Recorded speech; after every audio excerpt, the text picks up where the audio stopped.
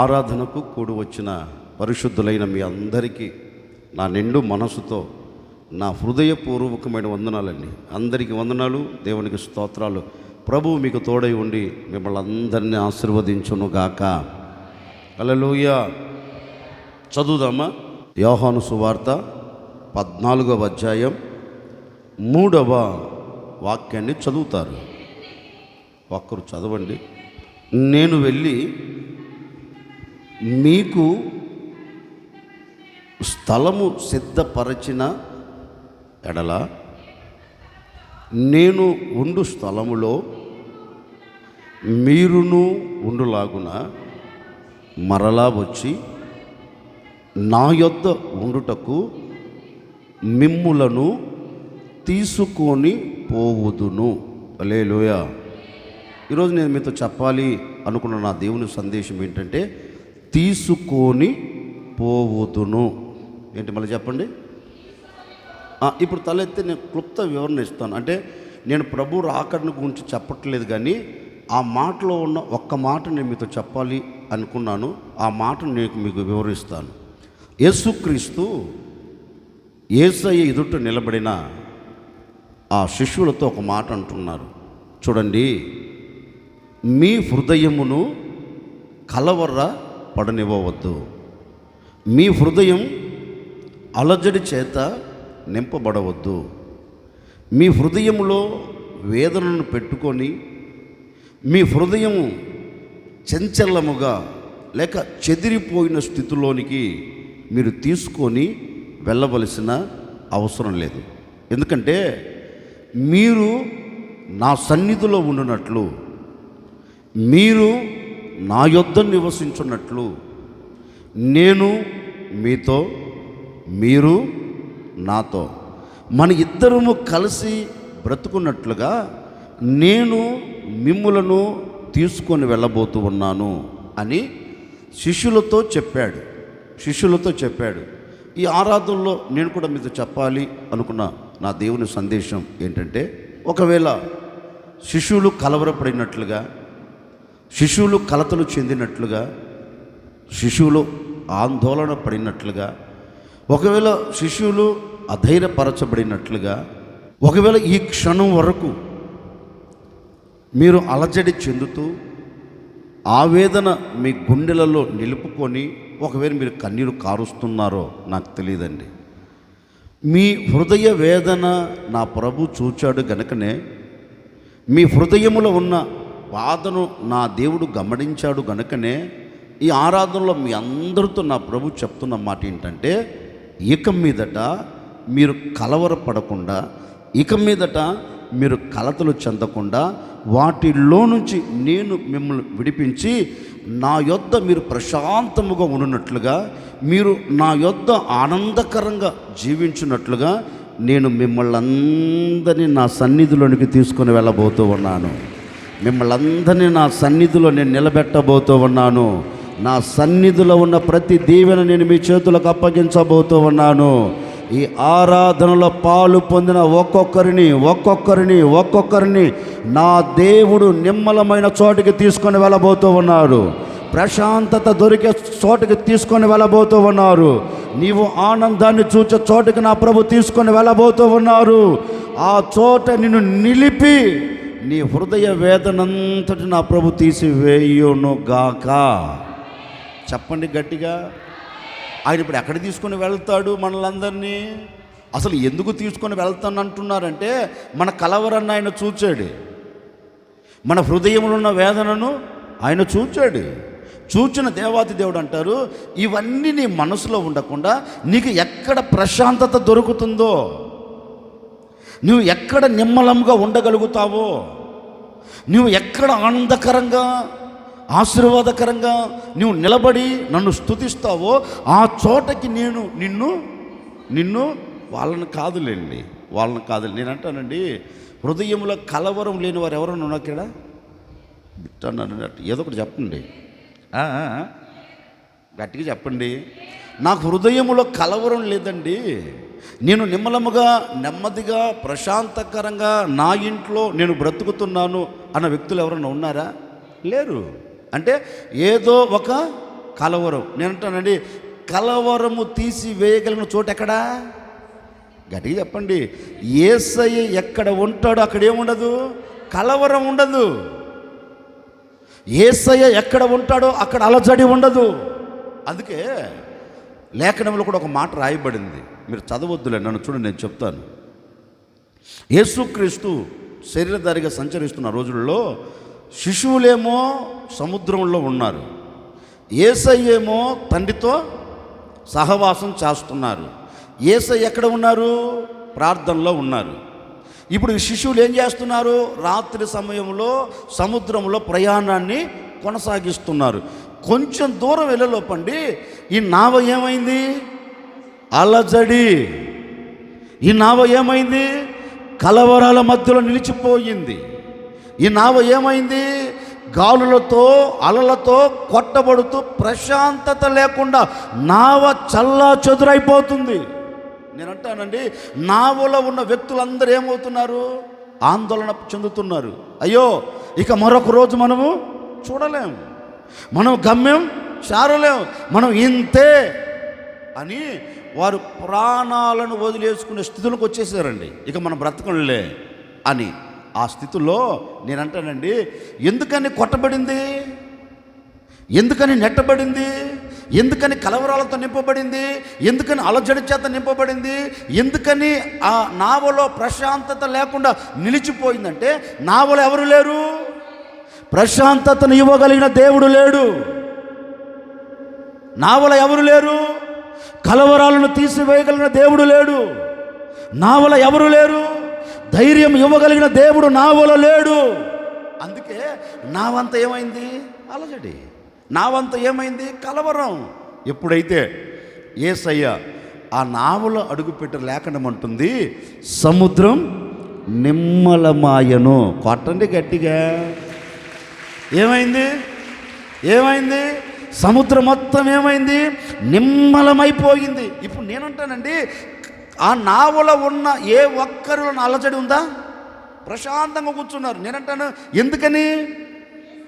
ఎందుకని అంటే, కలవరాలను తీసివేయగలిగిన దేవుడు ఎక్కడున్నారు? నావలో ఉన్నాడు. ఆ నావలో ఉన్నాడు కనుక నావలో ఉన్న కలవరం మొత్తం తుడిచివేయబడింది, సముద్రం మొత్తం నిమ్మలపరచబడింది.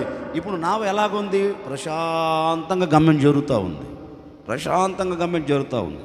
ఇప్పుడు నేను చెప్పాలి అనుకున్న మాట ఏంటంటే, ఆ నావ అనే నీ కుటుంబం కావచ్చు, ఆ నావలో ఉన్న శిశువులు ఒకవేళ నీవై ఉండవచ్చు, నీ పిల్లలు అయి ఉండవచ్చు, నీ కుటుంబంలో ఉన్న వ్యక్తులు అయి ఉండవచ్చు. నావా అనే ఈ కుటుంబంలో ఒకవేళ మీరు నిలిచి గాలులతో కొట్టబడుతూ అలలతో నెట్టబడుతున్నట్లుగా ఒకవేళ పరిస్థితుల ప్రభావాలు నీ దరికి చేరి నిన్ను నెట్టివేస్తూ వచ్చిందో, నిన్ను అలాగే కృంగదీస్తూ వచ్చినాయో, వాటిని బట్టి నీ హృదయం కలవరపడుతూ వచ్చిందేమో నాకు తెలియదండి. ఎందుకు ఇవన్నీ నిన్ను అలుముకున్నాయంటే, యేసయ్య నీ నావలో లేడు, యేసయ్య నీ గుడారములో లేడు, యేసయ్య నీ అంతరంగములో లేడు.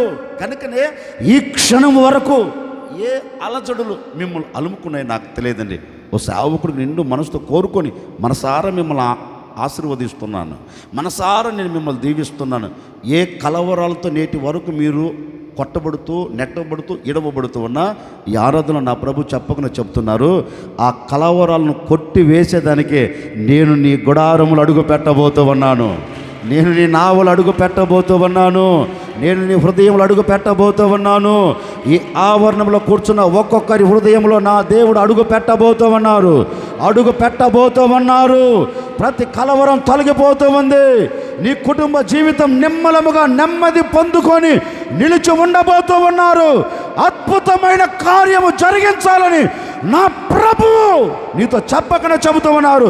భయపడకు, అధైర్యపడకు, కలవరపడకు. నేను మీ కలవరాలను తీసివేయటకు, నేను మీ కుటుంబంలో అడుగుపెట్టి నేను మిమ్మలను నెమ్మది కలిగిన చోటుకి తీసుకొని వెళ్ళబోతూ ఉన్నాను. ఈరోజు నా ప్రభు నెమ్మది కలిగిన చోటుకి మిమ్మల్ని తీసుకొని వెళ్ళబోతూ ఉన్నారు. నెమ్మది కలిగిన చోట మిమ్మల్ని నిలబెట్టబోతూ ఉన్నారు. ఇక మీదట కలవరము లేని చోట నా దేవుడిని తీసుకొని వెళ్ళి ఆ చోట మిమ్మల్ని అందరినీ స్థిరపరచునుగాక. అందుకే యేసయ్య అంటారు, మీరు నా యొద్ద ఉండినట్లు నేను మిమ్ములను ఎక్కడికి చిన్న ఒక మాట చెప్తాను వినండి. ఒకరోజు ప్రవక్త ఇర్మియా ఉన్నారు కదా, ఎవరు? కన్నీటి ప్రవక్త. ఆయన పేరే కన్నీటి ప్రవక్త. ఈ కన్నీటి ప్రవక్తను ఓ చోటికి తీసుకొని వెళ్ళాడు. ఎగ్జాంపుల్ చెప్తున్నా మీకు అర్థం అవ్వాలని.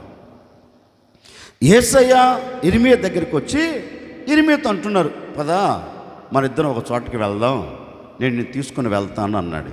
అప్పుడు వెంటనే ఇర్మియా అన్నారు, ఎక్కడికి బాబు? అడగక, ఎందుకంటే మానవుడు నైజం కదా, మానవుని బుద్ధి అంతా అదే, అడగకుండా ఎవడు ఎక్కడికి రాడు కదా, మానవుని నైజం కనుక. ఈ ఇర్మియా కూడా అన్నారు, ఎక్కడికా అడిగాడు. అప్పుడు దేవుడు కూడా చెప్పే ఉంటాడు, నేను నీకు చెప్పాలేంటరా, నేను నీకు చెప్పాలంటే ఎక్కడికి వెళ్తున్నాను, అవసరమా నీకు? బాబు అవసరం లేదులే, నువ్వు ఎక్కడికి తీసుకెళ్తే అక్కడికి వస్తున్నాను. తిన్నగా ఈ ఇర్మియాని ఎక్కడికి తీసుకెళ్ళాడంటే, ఒకడు కుమ్మరుని ఇంటికి తీసుకుని వెళ్ళాడు. కుమ్మరి వాని ఇంటికి తీసుకుని వెళ్ళాడు. అక్కడికి వెళ్ళిన తర్వాత అడిగింటాడు, అయ్యా నేను ఎక్కడికో తీసుకుని వెళ్తాను అనుకున్నావు, షాపింగ్కి తీసుకుని వెళ్తాను అనుకున్నాను, ఎక్కడికి? నువ్వేమో ఇక్కడికి తీసుకొచ్చి పెట్టావేంటి బాబు అంటే, దేవుడు అంటారు, ఏం లేదయ్యా, ఒకసారి కుమ్మరివాడి దగ్గరికి నిన్ను ఎందుకు తీసుకుని వచ్చానంటే, ఇశ్రాయేలు జీవిత చరిత్ర ఎలా ఉందో నీతో చెప్పాలనుకున్నా. ఏమైందయ్యా? చూడు, ఆ కుమ్మరివాడి వైపు చూడు, ఆ సారె ఉందా, సారె మీద మట్టి పెట్టాడా, ఇప్పుడు అతడు చేస్తున్నాడు చూడన్నాడు.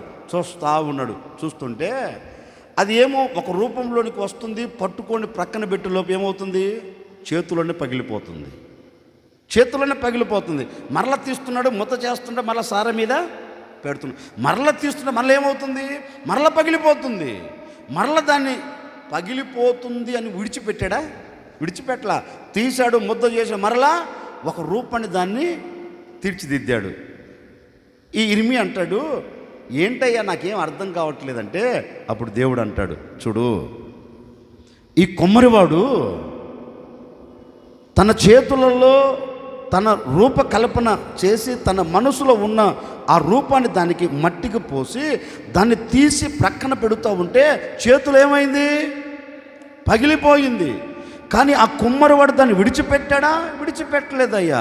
విడిచిపెట్టకుండా ఏం చేశాడు, మరల దానికి రూపాన్ని పోశాడు. ఇదిగో ఈ కుమ్మరివాడు పగిలిపోతున్నప్పటికీ, జారిపోతున్నప్పటికీ, పడిపోతున్నప్పటికీ, మరలా ఈ నేను పనికిరాను అన్న స్థితిలో ఆ మట్టి విరిగిపోతున్నప్పటికీ కూడా దాన్ని తీసి ముద్ద చేసి మరలా దానికి రూపం వచ్చేంతవరకు ఏం చేశాడు అంటాడు, ఇదిగో నా ప్రజలైన ఇశ్రాయేలీయులు నా చెంత నుండి జారిపోతున్నప్పటికీ, నా ప్రజలైన ఇశ్రాయేలీయులు నా చేతులు పగిలిపోతున్నప్పటికీ, నా ప్రజలైన ఇశ్రాయేలీయులు నేను చెప్పిన మాట వినకుండా వారికి నచ్చినట్లుగా తిరుగుతున్నప్పటికీ కూడా, నా హృదయాన్ని గాయపరుస్తున్నప్పటికీ కూడా నేను ఏం చేస్తున్నానంటే, ఈ కుమ్మరివాడు మట్టిని విడిచిపెట్టకుండా, ఈ కుమ్మరివాడు మట్టికి రూపాన్ని పోసినట్లుగా నేను కూడా ఏం చేస్తున్నానంటే, మీరు పాడైపోకుండా, మీ కుటుంబాలు చెల్లాచెదురైపోకుండా, ఈ కుటుంబాలలో మరల నేను ప్రశాంతతను ఇవ్వాలి అని, ఈ గుడారంలో మరల నేను నిమ్మలత్వాన్ని, నెమ్మదిని కలుగ చేయాలి అని నేను ఏం చేస్తున్నానంటే, ఈ కుమ్మరివాడు మట్టికి చేసినట్లుగా నేను మరల ఈ ప్రజలందరినీ నేను సమకూర్చుకుంటూ వస్తున్నాను అంటాడు దేవుడు. అంటారు, ఈ కుమ్మరివాడు మట్టికి చేసినట్లుగా ఇదిగో నేను మరలా ఈ ప్రజలకు చేస్తున్నాను, విడిచిపెట్టడం లేదు అంటే ఒక అనుభవం చూపెడుతున్నారు. ఎక్కడికి తీసుకుని వెళ్ళి, కుమ్మరివాడి దగ్గరికి తీసుకుని వెళ్ళి ఇర్మియాకు ఒక అనుభవాన్ని నేర్పిస్తున్నాడు. ఇదిగో ఈ ప్రజలకు నేను మరలా ఇంకొక చోట కూడా ఇంకొక భక్తుడి విషయంలో కూడా రాయబడింది. ఎవరంటే అయినా ఏస్కేలు. 2 కొండల మధ్య ఒక లోయ. ఏంటి ఏమ్మా అంత సీరియస్ చూస్తున్నాడు. ఇటొక పర్వతం, ఈ 2 పర్వతాల మధ్య ఏంటి, ఒక లోయ. ఆ లోయలోనికి తీసుకుని వెళ్ళారు ఎవరిని, నేననేదే ఉందిలే. ఆయన కూడా అడిగి ఉంటాడు, అయ్యా ఈ ఎముకల మధ్యలోనికి తీసుకొని వచ్చావేందయ్యా బాబు, ఎండిపోయిన ఎముకల మధ్యలోనికి ఇక నన్ను తీసుకుని వెళ్ళంటే ఎక్కడ మార్గం ఏమి లేదా? అప్పుడు దేవుడు అంటాడు, రే నేను నిన్ను ఇక్కడికి తీసుకొని వచ్చినట్టు నాకు ఒక ఉద్దేశం ఉంది. నేను ఉద్దేశం లేకుండా ఏది చెయ్యను. అంటే ఇక్కడ కూడా నీకు ఒక పాఠం నేను నేర్పాలి. ఇక్కడ కూడా నీకు ఒక పాఠం నేర్పాలని యేస్కేలును తీసుకొని వచ్చి అక్కడ నిలబెట్టిన తర్వాత దేవుడు అంటారు, చూడు ఇప్పుడు ప్రవచనం ఎత్తు. ఏమని? నిన్ను తీసుకొని వచ్చి ఇక్కడ ఎందుకు పెట్టానంటే నీవు ప్రవచనం ఎత్తి మాట్లాడితే ఈ ఎండిపోయిన ఎముకలన్నీ మరల నేను జీవంతో నిలబెట్టబోతూ ఉన్నాను. నిన్ను తీసుకొని వచ్చిన ఉద్దేశం అది. ఎవరితో అంటున్నమాట? గట్టిగా చెప్పండి. యేస్కేలు ఊరిలో నుండి, సమాజంలో నుండి ఈ లోయలోనికి నిన్ను ఎందుకు తీసుకొని వచ్చానంటే నా ఉద్దేశము వేరు. ఈ లోయలో ఇశ్రాయేలు ఎండిపోయిన స్థితిలో ఉన్నారు. ఇశ్రాయేలు జీవిత చరిత్ర అంతా ఏ విధంగా మలచబడిందంటే బ్రతికి ఉన్నారు, కానీ వీరి జీవితం ఏ స్థితిలో ఉండిందంటే చనిపోయిన స్థితిలో. ఇప్పుడు నువ్వేం చేయాలి? ప్రవచనం ఎత్తు. నువ్వు ప్రవచనం ఎత్తితే ఎండిపోయినవన్నీ ఏమవుతాయి? గట్టిగా చెప్పండి. అంటే ఈ యేస్కేలు కూడా ఒక అనుభవం నేర్పి, నువ్వు రా నాతో పాటు, నువ్వు వస్తే నీ ద్వారా నేను అక్కడ ఏం కలగజేస్తాను. ఓ సేవకుడికి చెప్పనా, ఇదిగో యేస్కేలు ఎవరో కాదు, మీలో ఒక్కొక్కరు ఒక భక్తులే. నేను మీ వైపు చెప్తున్నాను, మీరెవరు ఒక్కొక్కరు ఒక భక్తులే. ఒకవేళ లోయ అనే నీ ఇంట్లో ఉన్న వ్యక్తులు ఎండిపోయారో నాకు తెలియదండి. ఏ పరిస్థితులు ఎండిపోయాయో నాకు తెలియదు. ఏ పరిస్థితులు చిన్న బిడ్డలుగా మారాయో నాకు తెలియదు. ఈరోజు మిమ్మల్ని అందరినీ ప్రభు ఆ చోటకి తీసుకుని వెళ్ళి ఆ రోజు యేస్కేలు ప్రవచనం ఎత్తినట్లుగా ఈరోజు మీరు ప్రవచనం ఎత్తి మాట్లాడండి. ఎండిపోయినవన్నీ నీ కుటుంబం మరల జీవంతో నా ప్రభు నిలబెట్టబోతూ ఉన్నారు. అది శరీర సంబంధమైన జీవితం కావచ్చు, ఆత్మ సంబంధమైన జీవితం కావచ్చు. మీరు నోరు తెరచి ప్రవచనం ఎత్తి మాట్లాడుతూ ఉండగానే నీ నోటికి నా దేవుడు జీవాత్మను అనుగ్రహించబోతూ ఉన్నాడు. జీవము కలిగిన వాక్కు నీ నోట నా దేవుడు ఉంచబోతూ ఉన్నారు. నీవు మాట్లాడుతున్న ప్రతి మాట ద్వారా నీ ఇంట్లో జీవం ఉట్టిపడబోతూ ఉంది. ఆత్మీయతలో మరలా మీరు చిగురు పెట్టబోతూ ఉన్నారు. ఆశలు విఫలమైన చోటే మరల నా దేవుడు నీ నోట నుంచి వచ్చే ప్రతి మాట ద్వారా నీ ఆశలు చిగురు పెట్టబోతూ ఉన్నాయి. చిగురు పెట్టేటట్లుగా నీ నోట నా దేవుడు తన శ్రేష్టమైన మాటను ఉంచబోతూ ఉన్నారు. ఈరోజు నిన్ను తీసుకొని వెళ్ళి ఎక్కడ నిలబెట్టబోతున్నాడంటే జీవము లేని చోట నా దేవుడు మిమ్మల్ని నిలబెట్టబోతున్నారు. నిలబెట్టిన ఆయన మీ ద్వారా మీ గుడారాలకు ఏం కలగజేయబోతూ ఉన్నారు? గట్టిగా చెప్పండి. ఆ ఇంటికి వెళ్ళి ఒకవేళ మీ భర్త ఏ స్థితిలో ఉన్నారో నాకు తెలియదమ్మా, మళ్ళీ చెప్తున్నాను, ఆత్మీయతలో సత్యారేమో నాకు తెలియదు, లేకపోతే లోకంలో కలిసిపోయి ఉన్నారో నాకు తెలియదు, లేకపోతే లోక సంబంధమైన మునిగి తేలుతున్న నాకు తెలియదు. ఈరోజు ఇంటికి వెళ్ళి ఒక్కసారి ఆ రోజు ప్రవక్త లోయలో నిలబడినట్లుగా నీ ఇంట్లో నిలబడి ఎండిపోయిన నీ భర్త వైపు చూచి ప్రవచనం ఎత్తు. ఎలాంటి ప్రవచనం? ఒక సత్యున్నాడు నీ కాలు ఎరగా అనగాకు, ఎన్నిసార్లు చెప్పి నువ్వు మారవరా అనగాకు. అర్థమైందా? నువ్వు ఏదంటావు అదే జరిగిద్ది. మనం ఎవరిమి? ప్రతిష్ఠించబడిన వ్యక్తులము. మనం ఎవరిమి? దేవుని ప్రతినిధులము. మనం ఎవరిమి? దేవుడు ఏర్పరచుకున్న ఒక పవిత్రమైన సంఘం. నీ నోట ఏ మాట వస్తుందో దేవుడు దానిని స్థిరపరుస్తాడు. నీవు ఏది మాట్లాడితే దానిని నెరవేరుస్తాడు ఆయన. నువ్వు ఇంటికి వెళ్ళి మనసు విప్పి నీ పవిత్రమైన మనసుతో నీ భర్త వైపు చూచి ఒకే మాట చెప్పు. ఏ మాట చెప్తావు? సన్నా సోడా ఎన్నిసార్లు పిలవరని చర్చికి రమ్మని అనేవు, మూతి బగలు కొడతాడు.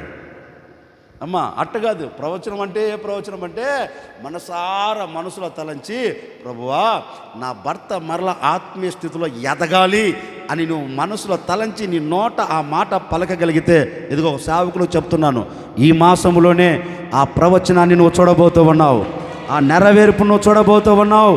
మారని నీ భర్తను నా దేవుడు మార్పు కలగచేసి మరల సంఘములు నిలబెట్టబోతూ ఉన్నారు, సహవాసంలో చేర్చబోతూ ఉన్నారు. క్రీస్తుతో అంటు కట్టబడినట్లుగాను, క్రీస్తుతో ఏకమవునట్లుగాను నా ప్రభు నీ నోటి మాటను స్థిరపరచునుగాక. మరి మీ సంగతి ఏంటి? మీరు కూడా మీ భార్య నుంచి బాధపడుతున్న నాకు తెలియదు, ఏదో ప్రవచనం ఎత్తండి, ప్రభువా నా భార్య మనసును మార్చవా, నోరు గయ్యాలి గంప. ఏ గంప చెప్పనన్నయ్యా? నోరు తెరిస్తే బూతులయ్యా, నోరు తెరిస్తే సచ్చినట్టు వరి అంటది, ఎరంటది, గెరంటది. బాబా ఈ బాధ నేను పడలేకపోతే, నేను బయటికి వెళ్తే చాలా విలువ ఉందయ్యా, నాకు ఇంటికి వస్తే దీనివలన ఏం లేదు, విలువ లేదయ్యా, ఈ గయ్యాలు దాన్ని మారుస్తే చాలే, నాకు ఏమొద్దయ్యా అని ఈరోజు ప్రభువుని అడగండి. నేను అంటాను, నీ హృదయంలో ఉన్న ఆశను చూచిన దేవుడే తప్పక మీ కోరికలు నా ప్రభు నెరవేర్చి ముగించబోతూ ఉన్నాడు. మారని భార్య మనసును మార్చి వేయుటకు శక్తి కలిగిన దేవుడు ఎవరు? మనం ఆరాధించే దేవుడు. యేసుకి నిలబెట్టి ప్రవచనం ఎత్తితే జీవాన్ని పొందుకోలేదా? ఇప్పుడు మీరు ప్రవచనం ఎత్తి చూడండి, మారని భార్య కావచ్చు, మారని భర్త కావచ్చు, మారని పిల్లలు కావచ్చు, ప్రతి వారిని నా దేవుడు మార్పులోనికి తీసుకొని రాబోతూ ఉన్నారు, జీవము కలిగిన చోట నిలబెట్టబోతూ ఉన్నారు. ఈరోజు ఆయన మిమ్మల్ని తీసుకొని వెళ్ళబోతూ ఉన్నారు. ఆయన మిమ్మల్ని తీసుకొని వెళ్ళి మీ కుటుంబాలన్నిటికీ ఒక ప్రశాంతతను నా దేవుడు అనుగ్రహించబోతూ ఉన్నారు. గట్టిగా చెప్పండి, నా దేవుడు నన్ను తీసుకొని వెళ్ళి నాకు ఆనందాన్ని దయచేయునుగాక. నా దేవుడు ఎవరి దేవుడు? నా దేవుడు నా బిడ్డలందరినీ తీసుకొని వెళ్ళి ప్రతి బిడ్డకు, అది ఆడోళ్ళు కావచ్చు, మొగలు కావచ్చు, పిల్లలు కావచ్చు, వృద్ధులు కావచ్చు, ఇంగోలు కావచ్చు, అందరినీ ఆనందకరమైన చోట నిలబెట్టునుగాక. ఆమేన్. క్లుప్తంగా ఒకటి లేక రెండు మాటలు, టైం ఉంటే రెండో మాట చెప్తా, లేకపోతే ఒకే మాట చెప్తాను, జాగ్రత్తగా వినండి. ఆయన మనల్ని ఎక్కడికి తీసుకొని వెళ్తాడు? తీసుకొని వెళ్ళిన ఆయన మన జీవితం పట్ల ఏ కార్యం జరిగిస్తాడు? ఒకే ఒక మాట, దైవ చిత్తం అయితే రెండో మాట. హల్లెలూయా.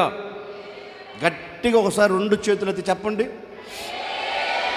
చేతులు ఊపుతూ చెప్పండి. ఇప్పుడు తలెత్తున్నాడు చూడండి, అన్నీ మనకు తెలిసిన మాటలే. నేను ఒక క్రొత్త కోణంలో మీకు వ్యాఖ్యానం చేస్తాను, జాగ్రత్తగా వినండి. ఒకరోజు అందరూ తలెత్తున్నాను చూడండి. ఒకరోజు యెరూషలేములో నుండి ఒక వ్యక్తి యెరికోకు దిగొస్తున్నాడు. నేను అంటాను, యెరూషలేము ఎలాంటిది అంటే ప్రాకారము కలిగిన పట్టణం. ఏంటిది అంటే ఏ శత్రువు కూడా యెరూషలేములోనికి వెళ్ళలేడు. అంటే వెళ్ళకుండా ఆ పట్టణానికి ఏం చేశారు? ప్రాకారాలు కట్టారు. అంటే ఈ యెరూషలేములో ఏ వ్యక్తి అయితే ఉంటాడో, ఈ యెరూషలేములో ఏ వ్యక్తి అయితే నిలిచి ఉంటాడో ఆ వ్యక్తి కాపాడబడతాడు. ఎప్పుడైతే యెరూషలేమును దాటి వెళుతాడో ఆ వ్యక్తి ఏమవుతాడు? చిత్రవదనకు గురవుతాడు. అందుకే సొలొమోను అంటాడు కదా, నైనా ఇదో నా తండ్రి అంత మంచోనైతే నేను కాదు, నేను నీతో చెప్తున్నాను, ఈ యెరూషలేములో ఉండినంత కాలం నీకు ఏ హాని నా వలన జరగదు. నా వలనే కాదు, ఈ దేశంలో ఉన్న ఎవరి వలన నీకు హాని జరగదు. ఎప్పుడైతే ఈ యెరూషలేమును విడిచి అడుగు బయట పెడతావో నీ ప్రాణమునకు నీవే ఉత్తరవాది. సొలొమోను అంటాడండి. ఎందుకంటే నా తండ్రి అంత మంచోనైతే నేను, నా తండ్రి జాలి కలిగిన వాడు, నా తండ్రి దయ కలిగిన వాడు. ఒకవేళ మాట చెప్పి మరలా దాన్ని ఏం చేస్తాడు? పోనీలని కనికరిస్తాడు. నేను అంతటి దయాగుణము కలిగిన వాడని కాను. నేను ఏదైతే చెబుతానో అది అక్షరాలుగా నెరవేర్చి తీరుతాను. నీకు ముందుగానే చెప్తున్నా, యెరూషలేమును ఎప్పుడైతే విడిచిపెడతావో నీ ప్రాణమునకు నీవే ఉత్తరవాది అన్నాడండి. మీరు తర్వాత చదవండి లేఖనములో, యెరూషలేములో ఉన్నంత కాలం అతను కాపాడబడ్డాడు. ఇప్పుడు ఎవరు చూడట్లేదులే, ఎవరు చెందట్లేదులని ఎప్పుడైతే యెరూషలేమును దాటాడో తన ప్రాణమును తానే పోగొట్టుకున్నాడు. అంటే యెరూషలేములో ఒక వ్యక్తి ఉన్నంతకాలం ఏమవుతాడు?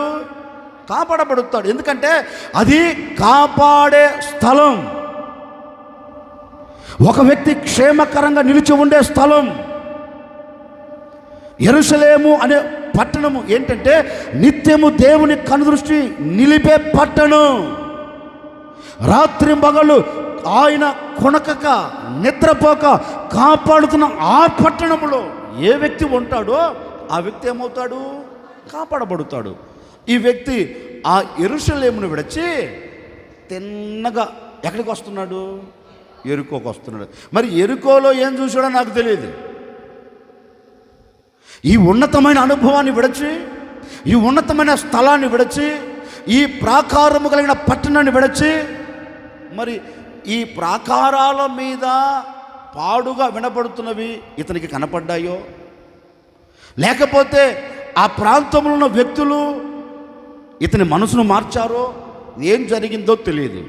ఆ స్థలాన్ని విడిచి తిన్నగా యెరికోకు దిగి వస్తున్నాడు. యెరికోకు ఇక పైన దిగటం ప్రారంభమైందంటే మరలా వెనక్కి పోయేదానికి ఛాన్స్ లేదు, రివర్స్ గేర్లో పోయేదానికి ఛాన్స్ లేదు, ఎక్కదు. ఎంత ప్రయత్నం చేసినా ఎక్కదు. ఇంకా అది ఒక మాట చెప్పడం వన్ వే రావటమే, ఇంకా పోవటం లేదు పైకి, అంత క్రిందికి ఉంటుంది అది. ఆ స్థలంలో వీడు చిన్నగా దిగి వస్తున్నాడు. సరే వచ్చినోడు ఏమో నిమ్మలంగా వస్తున్నట్టు లేదు, లేకుండా ఉంటుంది. కొంచెం దూరం వచ్చే లోపండి ఏం చేశారు? మార్గపు మధ్యలో దొంగలు ఉన్నారు. ఈ దొంగలు ఏం చేశారంటే చెతక బాధేశారు, బట్టలన్నీ ఓడబీకేశారు, తన దగ్గర ఉన్నవన్నీ దోచేసుకున్నారు, తీసేసుకున్నారు. ఇక కొర్ర ప్రాణముతో కొట్టి వదిలేసేశారు. ఆ కొర్ర ప్రాణముతో కూడా ఎందుకు వదిలేశారు అంటే సచ్చాడు అనుకున్నారు. చావలా, కొర్ర ప్రాణం ఎక్కడో కొట్టుకుంటుంది, గుండె ఎక్కడో కొట్టుకుంటుంది. ఇక సచ్చాడులని వదిలేసి వెళ్ళిపోయారు. ఆ మార్గాన యాజకుడు వచ్చాడు, పట్టించుకోవాలా, నాకెందుకులే, వీడు పడిపోయిన తర్వాత నాకెందుకు, వీడి గురించి నాకు అవసరం లేదు అని ఏం చేశాడు? యాజకుడు వెళ్ళిపోయాడు. ఈ కురప్రాణంతో ఉండాలి నాకెందుకులని లేవిడు వెళ్ళిపోయాడు. ఎవరు పట్టించుకోలేదండి. ఆ మార్గము గుండా ఎవరు వచ్చారు? మంచి సమరయుడు, ఎవరైనా నా ప్రభువు అనే యేసుక్రీస్తు. ఆ మార్గం గుండా వెళ్తున్నాడు. వెళ్తూ చూశాడు ఎవరిని? కొర్ర ప్రాణముతో కొట్టబడి గాయాల పాలై రక్తపు మొత్తగా మలచబడి రక్తములో పొర్లాడుతున్న అతనిని చూచి వెంటనండి వెళుతున్న వాహనం నుంచి దిగాడు. ఆ మార్గమున పోయే యాజకుడు దిగల, ఆ మార్గమున పోయే లేవీడు దిగల, ఆ మార్గమున వెళుతున్న మంచి సమరయుడు అతనిని చూచి దిగి తిన్నగా అతని యొద్దకు వెళ్ళి అతను అడిగాడు, ఒరే ఎలా కలిగింది అన్నాడా? అనలా. ఒరే ఎందుకు కొట్టబడ్డావు అని అడిగాడా? అడగలా. ఎందుకు, ఎవరు నిన్ను కొట్టారు, ఎంక్వైరీ ఏమైనా పెట్టారా? ఏం పెట్టలా. వెళ్ళాడు, అతని గాయాన్ని చూచాడు, అతని రక్తాన్ని చూచాడు, అతను కొన ఊపిరితో ఉన్న సంగతిని ఎరిగి తిన్నగా ఆయన దగ్గర ఉన్న ఆ ద్రాక్ష రసాన్ని తీసుకుని ఏం చేశాడు? గాయములన్నిటినీ కడిగాడు, ప్రతి గాయాన్ని కట్టాడు, రక్తాన్ని తుడిచివేశాడు. తిన్నగా ఏం చేశాడో తెలుసండి, ఆ రక్తపు మడుగులో ఉన్న వ్యక్తి గాయాలను కట్టి అతన్ని బాగా శుభ్రపరిచి తిన్నగా తన వాహనం మీద ఎక్కించుకొని ఇప్పుడు ఎక్కడికి తీసుకొని వెళ్తున్నారు? చదువుతారన్నమాట. లూకా సువార్త 10వ అధ్యాయం 34వ వాక్యం. ఒక్కరు చదవండి అక్క. అతనిని చూచి అతని మీద జాలిపడి అతని దగ్గరికి పోయి నూనె ద్రాక్షారసము పోసి అతని గాయములను కట్టి తన వాహనం మీద ఎక్కించుకొని పూట కూల వాని ఇంటికి అతనిని తీసుకొని పోయెను. ఎక్కడికి తీసుకొని వెళ్ళాడు? ఇప్పుడు అంత తలెత్తిన చూడండి, నేను చెప్తాను. ఎక్కడికి తీసుకొని వెళ్ళాడు? ఎక్కడికి తీసుకుని వెళ్ళారు? అక్కడికి తీసుకెళ్ళాలా? ఎక్కడికి తీసుకుని వెళ్ళాడు?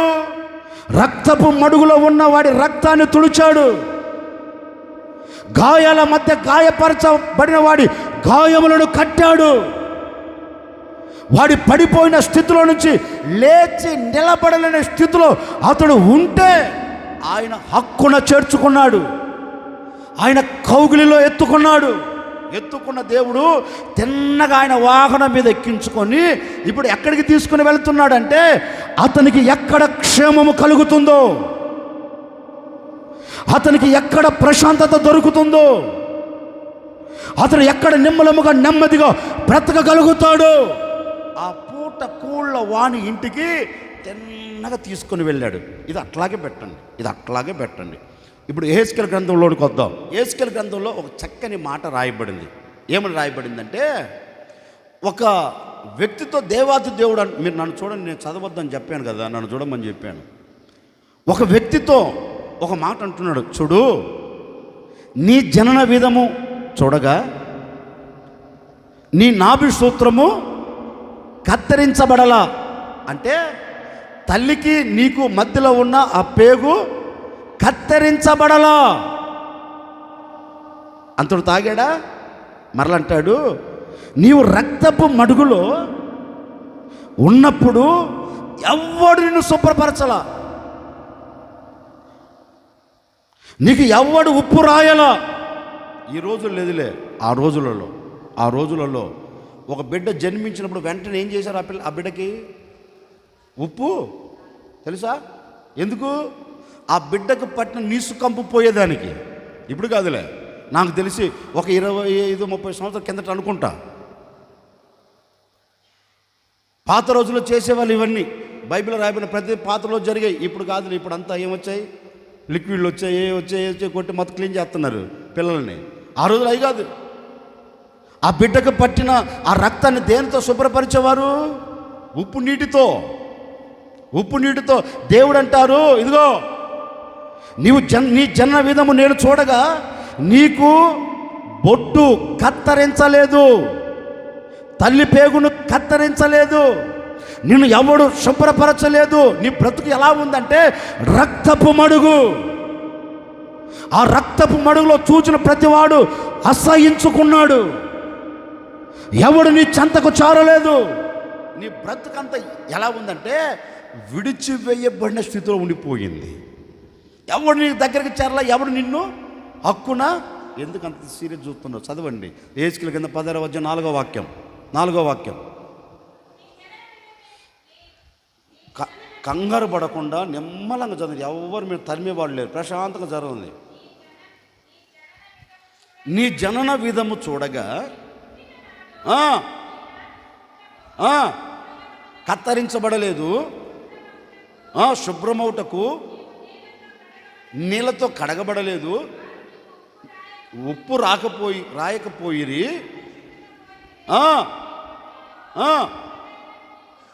ఎవడు నిన్ను పట్టించుకోవాలా.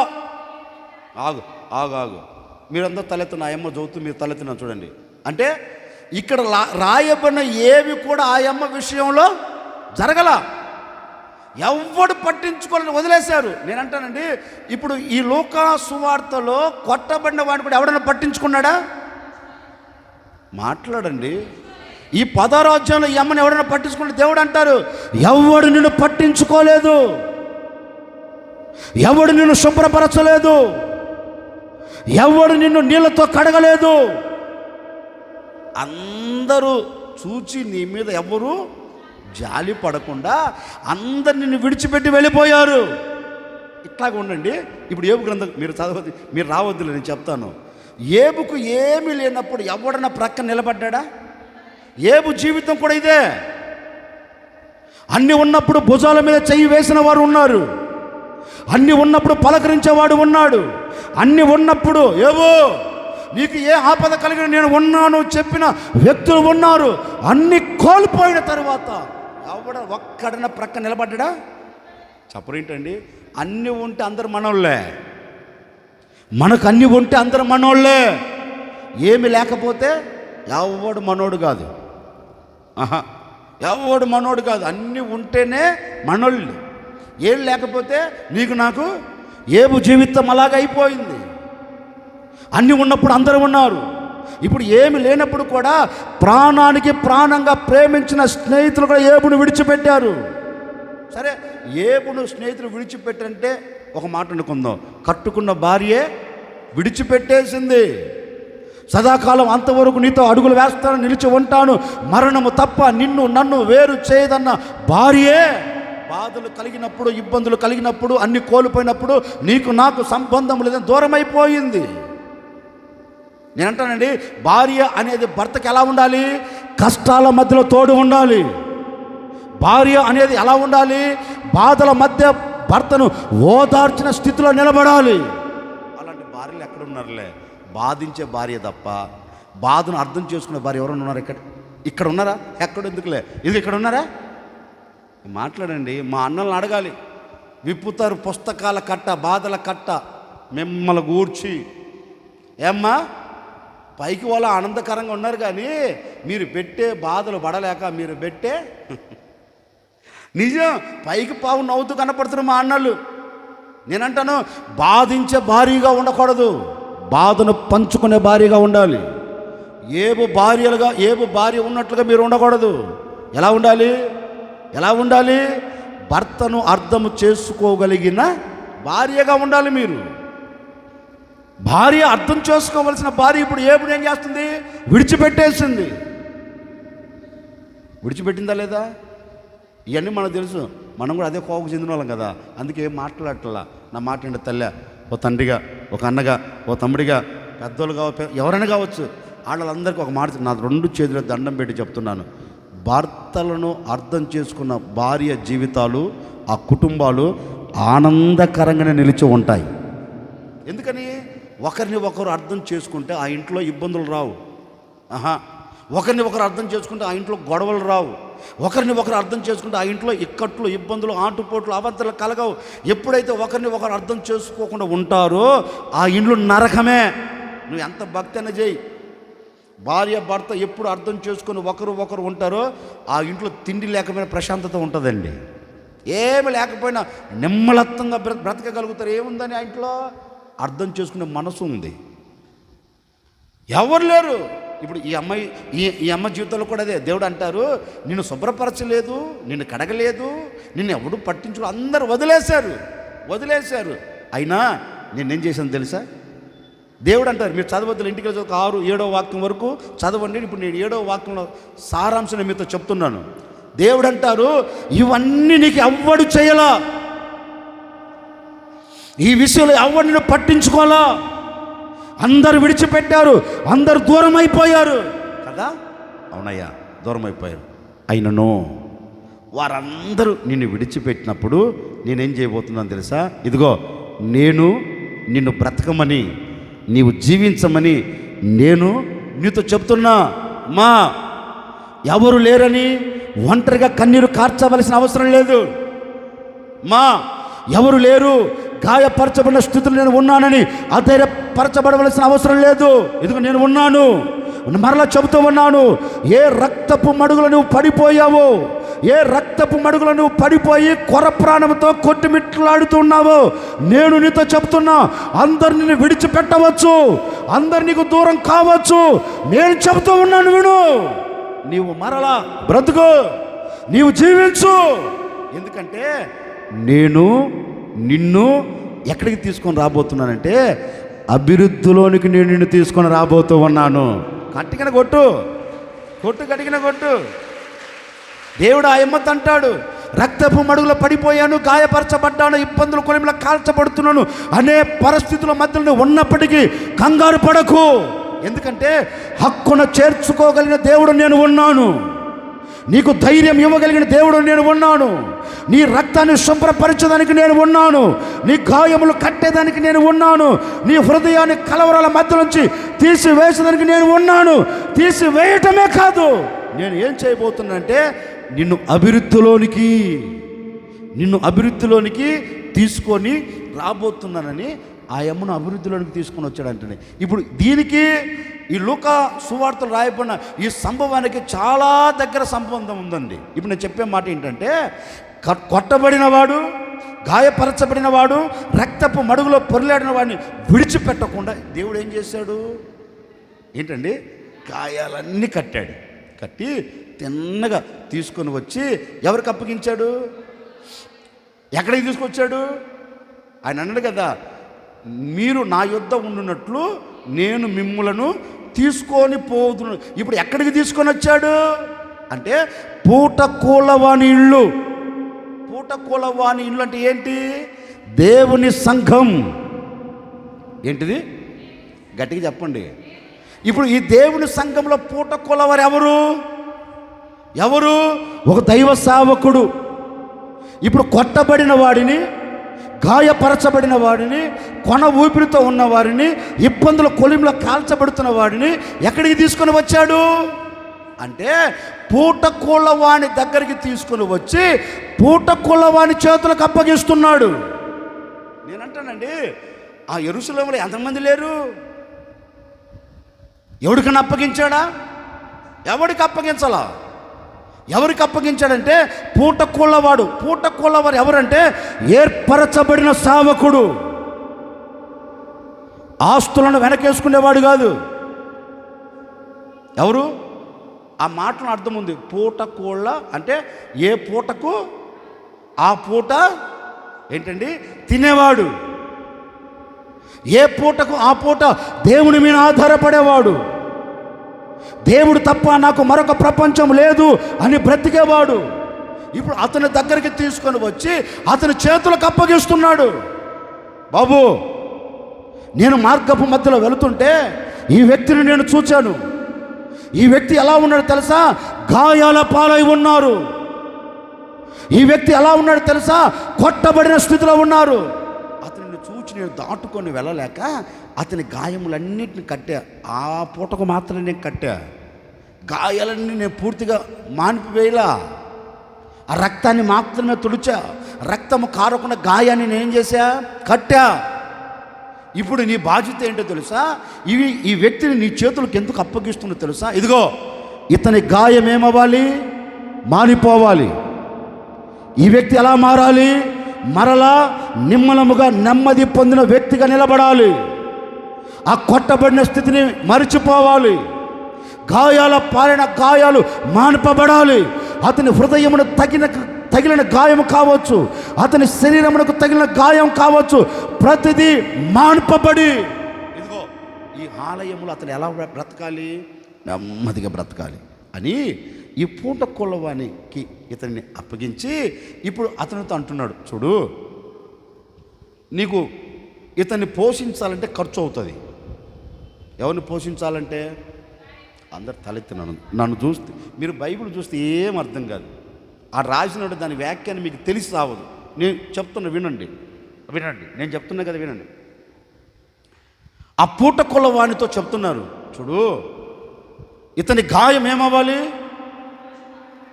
మాన్పబడాలి. ఇతను మరలా ఎలా బ్రతకాలి? నా సన్నిధిలో ఆనందకరంగా బ్రతకాలి. అందుకని ఇతనికి నువ్వు ఖర్చు పెట్టాలి కదా, ఇతని గాయం మానాలి కదా, ఇతని హృదయానికి ఆనందం కలగాలి కదా. అందుకని నేను నీకు ఒక 2 దేనారాలు, ఎన్ని? గట్టిగా చెప్పండి. 2 దేనారాలు అంటే 2 రూపాయలు. 1 దేనారం 1 రూపాయి అవ్వచ్చు. అంటే అనుకుందాం, 1 దేనారం ఎంత? మన భాషలో 1 రూపాయి. అంటే ఈ పూటకూలవానికి ఎంత ఇచ్చాడు? 2 రూపాయలు ఇచ్చాడు. నేనంటానండి, ఇతను పోషించబడిన 2 రూపాయలు సరిపోద్దా? ఇతని గాయాలకు కట్టాలంటే 2 రూపాయలు సరిపోద్దా? ఏంటండి మళ్ళీ చెప్పండి. ఏంటండి, ఇప్పుడు మీ పిల్లలకు ఒక 2 రూపాయలు ఇచ్చి చూడండి, వాడు తీసి ఇస్త్రీ మొహాన్ని కొట్టకపోతే నన్ను అడగండి. ఎందుకంటాడు? 2 రూపాయలు ఏమవుతుంది డాడీ? ఏమవుతుంది మమ్మీ? ఈ 500 ఎంత? ఏంటి 500? 2 రూపాయలు పేదే. నిజమే, 2 రూపాయలు దేనికి ఉపయోగపడదు? ఇప్పుడున్న రోజుల్లో 2 రూపాయలు దేనికి ఉపయోగపడదు. నేనంటానండి, ఆ సేవకుడికి అప్పగించి, ఇదిగో 2 రూపాయలు నీకు ఇస్తున్నాను ఆయన, ఈ 2 రూపాయలతో అతన్ని నువ్వు పోషించాలి. ఈ 2 రూపాయలతో అతని గాయాన్ని నువ్వు కట్టాలి అని అతనికి అప్పగించి ఆయన ఏం చేశాడు? ఆయన మరలా ఒక మాట అన్నాడు, ఒకవేళ తక్కువ అవుతే నేను మరలా వస్తా కదా, ఎవరి కోసం? వీడి కోసం మరలా వస్తా కదా, అప్పుడు ఏమైనా తక్కువైతే నేను మరలా నీ జీతం నువ్వు ఖర్చు పెట్టింది నీకు ఇస్తాను అన్నాడు. ఇప్పుడు నేను ఒక మాట చెప్పనా, ఈ పూటకోళ్ళ వానికి 2 రూపాయలు ఇచ్చిపోయాడు. ఏమి ఇచ్చిపోయాడు తెలుసా? చెప్పరేంటండి? 2 రూపాయలు ఇచ్చిపోయాడు కదా. ఏమి ఇచ్చాడు తెలుసా? ఇదిగో పాత నిబంధన క్రొత్త నిబంధన అని 2 రూపాయలు ఇచ్చాడు. 1 రూపాయి ఏది? 1 రూపాయి ఏది? పాత నిబంధన. 1 రూపాయి ఏది? క్రొత్త నిబంధన. అంటే ఇప్పుడు ఈ పూటకోళ్ళ వాని చేతిలో ఏముంది? నేను చెప్పనా, ఏది రూపాయి 2 రూపాయలు పెట్టి కొనుక్కొని వచ్చి చాక్లెట్ ఏదో ఇంకోటి ఇస్తే వాడికి ఆనందం కలగదు, వాడి గుండెకు తగిలిన గాయం మానపబడదు. అంటే ఒక వ్యక్తి గుండెకు తగిలిన గాయం మానపబడాలి అంటే, ఒక వ్యక్తి శరీరముకు తగిన గాయం మానపబడి ఆనందకరంగా నిలబడాలంటే, ఇదిగో ఈ పరిశుద్ధ గ్రంథంలో పరిశుద్ధాత్మ దేవుడు లిఖించిన ఈ పరిశుద్ధమైన మాటల చేత ఒక వ్యక్తి హృదయం ధైర్యాన్ని పొందుకుంటూ ఉంది, ఆనందాన్ని పొందుకుంటుంది. ప్రతి గుండెకు తగిలిన గాయమును కట్టగలిగిన గ్రంథం ఈ పరిశుద్ధ గ్రంథం. ఈ పరిశుద్ధ గ్రంథంలో రాయబడిన ప్రతి మాట చేత ప్రతి వారి హృదయం ఏమవుతుంది? కట్టబడుతుంది. అందుకే ఆ వ్యక్తి అంటారు, బాబు ఇదిగో ఈ గ్రంథాన్ని నీ చేతులకు ఇస్తున్నాను, ఈ ఆలయంలో ఇతన్ని నిలబెట్టాను కదా, ఈ సహవాసంలో ఇతన్ని చేర్చాను కదా, చేర్చబడిన ఇతని హృదయం ఈ వాక్యము చేత ఏమవ్వాలి? చెప్పరేంటండి? ఏమవ్వాలి? ఈ వాక్యము చేత అతని హృదయం కట్టబడాలి. నిజమే కదండి? నేనంటానండి, ఇప్పుడు ఈ ఆరాధనలో ఎంతమంది ఎండనక మాడు బగుల ఎండ ఉన్నప్పటికీ కూడా ఏమండి ఎంతో కష్టంతో ఈ ఆలయంలో అడుగు పెట్టారు. మరి అడుగు పెట్టిన మీ హృదయం ఎలా ఉంది? ఏదో ఒక గాయం. ఈ ఆరాధనలో మీరు ఎందుకు పాలు పొందారంటే, ఏదో ఒక రీతిలో నా ప్రభు నాతో మాట్లాడుతాడు, ఏదో ఒక కోణములో నా హృదయానికి ధైర్యాన్ని నా ప్రభు ఇస్తాడు, నా దేవుని నోట నుంచి వచ్చే మాటల చేత నా హృదయం తృప్తి పరచబడుతూ ఉంది, ఆ దేవుని మాటల చేత నేను ఆనందకరంగా అడుగులు వేయగలుగుతాను, సంతోషము పొందగలుగుతానని మీరు ఎండనక వాననక ఇంకొకటనక మీరు దేవుని మందిరానికి ఎందుకు వస్తున్నారంటే, ఈ దేవుని మందిరంలో మీకు ఏం దొరుకుతుంది? గట్టిగా చెప్పండి. ఆదరణతో కూడిన దేవుని వాక్యము నీకు దొరుకుతుంది కనుకనే ఈ ఆలయంలో అడుగు పెట్టావు. మరి ఆలయంలో అడుగు పెట్టినప్పుడు నీ హృదయానికి ఏం కావాలి? చెప్పండి. నీ హృదయానికి ఏం కావాలి? ఆదరించగలిగిన వాక్కు. ఎక్కడ దొరుకుతుంది ఇది? జీతగాల దగ్గర దొరకదు. మరలా చెప్తున్నాను, ఎక్కడ దొరుకుతుంది? ఆస్తులను సమకూర్చుకునే వాడి దగ్గర దొరకదు. నీ హృదయానికి ఆనందం ఎక్కడ దొరుకుతుంది? నీ హృదయానికి సంతోషం ఎక్కడ దొరుకుతుందంటే, దేవుడు ఏర్పరచిన సంఘములో. ఎక్కడ దొరుకుతుంది? చెప్పండి. నీ హృదయానికి ఆనందం ఎక్కడ దొరుకుతుంది? నీ కుటుంబానికి ఒక ప్రశాంతకరమైన మాటలు ఎక్కడ వినబడుతాయి అంటే, దేవుడు ఏర్పరచుకున్న చోట, దేవుడు నిన్ను తీసుకొని వచ్చి కూర్చోబెట్టిన చోట నీకు వినపడే బోధ ఏంటి అంటే, నీ హృదయానికి గట్టిగా చెప్పండి ఆనందం. నీ హృదయానికి తగిన గాయాన్ని మానిపివేయగలిగిన మాట, నీ శరీరముకు తగిలిన గాయాలను మానిపివేయగలిగిన మాట ఎక్కడ దొరుకుతుందంటే, పూటకోళ్ళ వాణి దగ్గరే దొరుకుతుంది. నీకు ఎక్కడికి పోయినా దొరకదు. ఇంకా ఎక్కడికి పోయినా నీ హృదయం గాయమే, కానీ గాయం ఇంకా పెద్దగా అవుతుంది, కానీ ఆ గాయానికి విరుగుడు దొరకదు. నేనంటానండి, మరి యేసయ్యకి తెలియక పూటకోళ్ళ వాడి దగ్గర తీసుకెళ్ళాడేంటి? మాట్లాడి ఏంటండి? యేసయ్యకి తెలియదా ఎక్కడికి తీసుకెళ్ళాలో? అక్కడికే తీసుకెళ్ళాడు. ఒక మాట చెప్పనా, మిమ్మల్ని ఎక్కడికి తీసుకురావాలో అక్కడికే తెచ్చాడు. నన్ను ఎక్కడికి తీసుకురావాలో అక్కడికే తెచ్చాడు. నేను ఎక్కడ ఉండాలని కోరుకున్నాడో అక్కడికే తెచ్చాడు. మీరు ఎక్కడ ఉండాలని కోరుకు అక్కడికే తెచ్చాడు.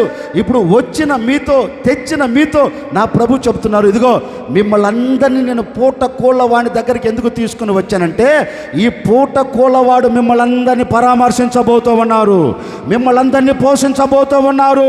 ప్రభు వచ్చేంత వరకు నీవు ప్రభును చేరేంత వరకు పూట కోళ్ళవాడు ప్రతి నిత్యము అనుక్షణము నీ కొరకు నడుమును కట్టుకొని నోటిని కుట్టుకొని నీ కొరకు కన్నీళ్లతో ప్రార్థన చేయగలిగిన పూట కోళ్ళవాడు, నీ కొరకు కన్నీళ్లతో ప్రార్థించగలిగిన పూట కోళ్ళవాడు, నీవు ప్రభును చేరేటట్లుగా ఒక మార్గాన్ని చూపెట్టగలిగిన పూట కోళ్ళవాడి దగ్గరికి నేను తీసుకుని వచ్చాడు.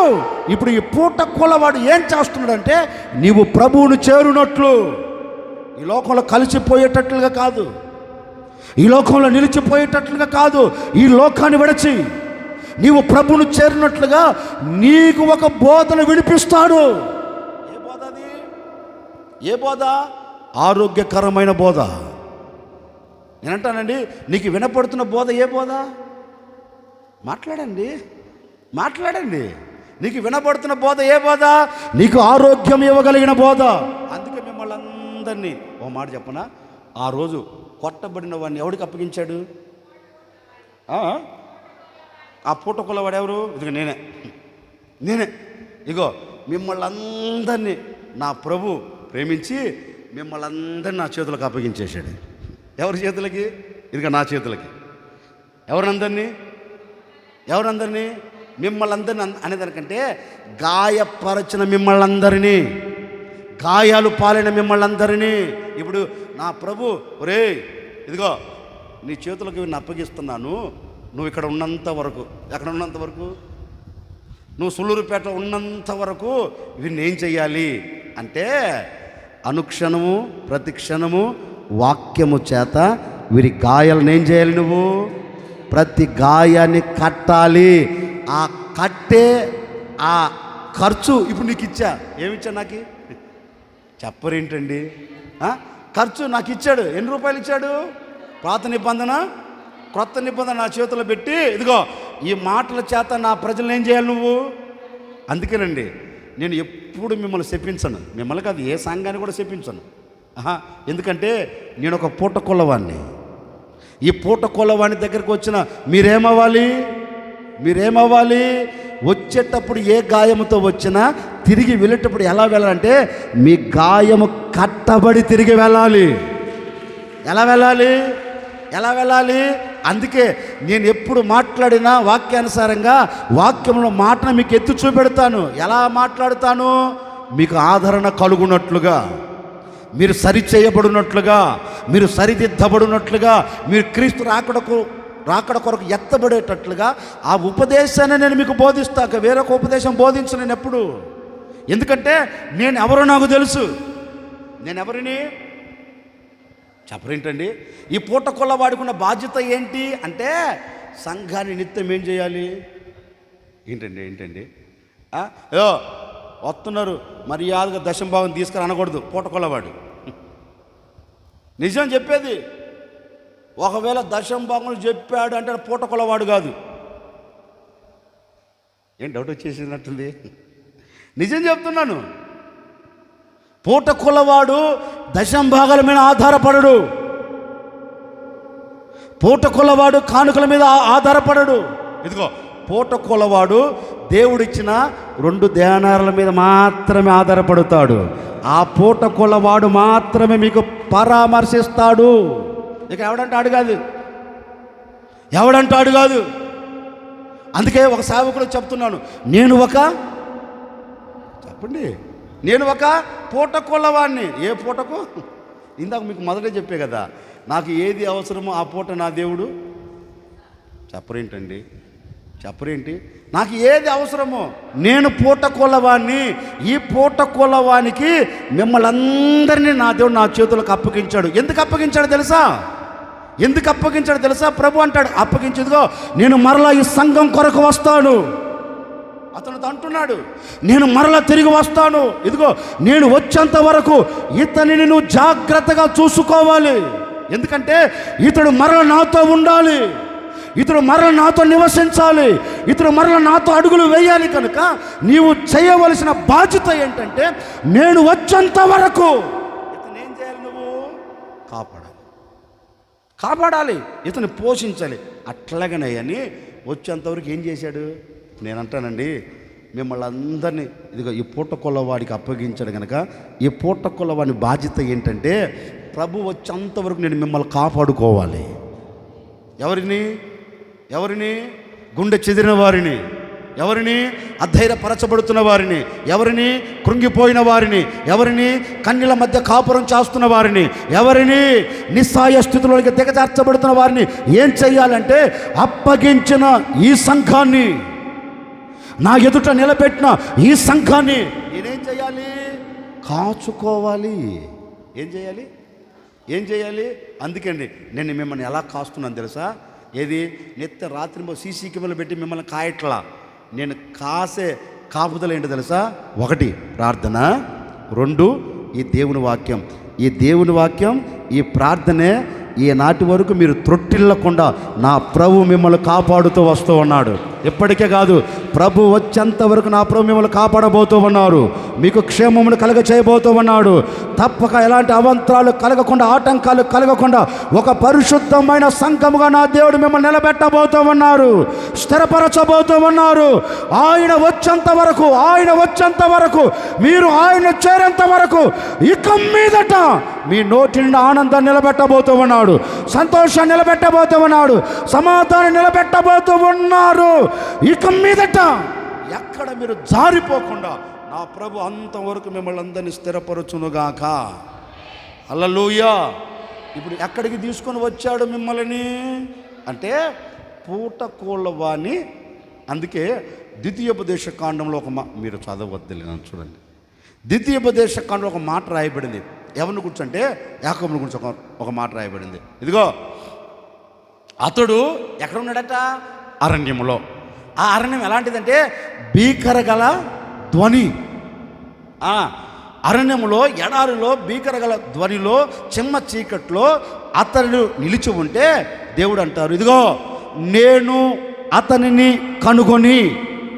ఎవరిని? ఒంటరిగా నిలిచిపోయి కన్నీరు కారుస్తూ ఇక గాయాల పాలైన స్థితిలో నిలబడిన ఆ వ్యక్తిని నా ప్రభువు పరామర్శించి అతనిని కనుగొని అతని యొద్దకు వెళ్ళి, ఇప్పుడు అతనితో అంటారు, యాకోబు ఒంటరిగా నిలబడని ఎందుకు కన్నీరు కారుస్తున్నావు? యాకోబు ఒంటరిగా నిలబడని ఎందుకు అధైర్యపరచబడుతూ ఉన్నావు?